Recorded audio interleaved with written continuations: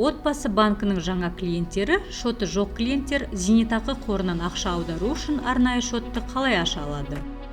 Ол үшін сізге ЖССБ 24 мобильді қосымшасын жүктеп, құрылғыңызға қондыру қажет.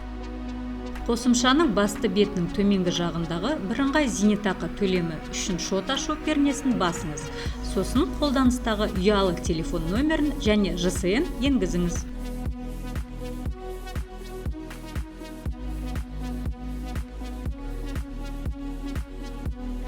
Ұялы телефон нөміріңізге коды бар SMS жіберіледі. Келген кодты енгізіңіз. Келесі қадам сканерлеу үшін жеке куәлігіңізді дайындап қойыңыз.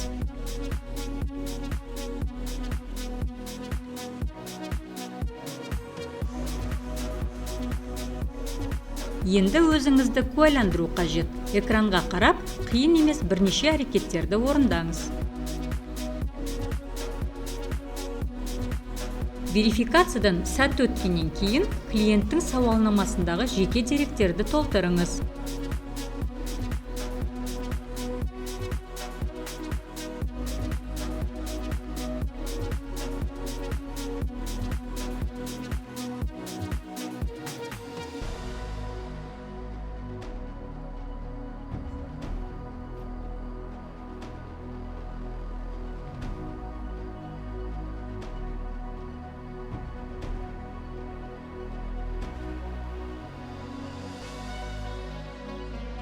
Деректерді өзгертуге арналған өтінішпен банктың стандартты талаптарымен және бірыңғай зейнетақы төлемі үшін шот ашу туралы өтінішпен танысыңыз.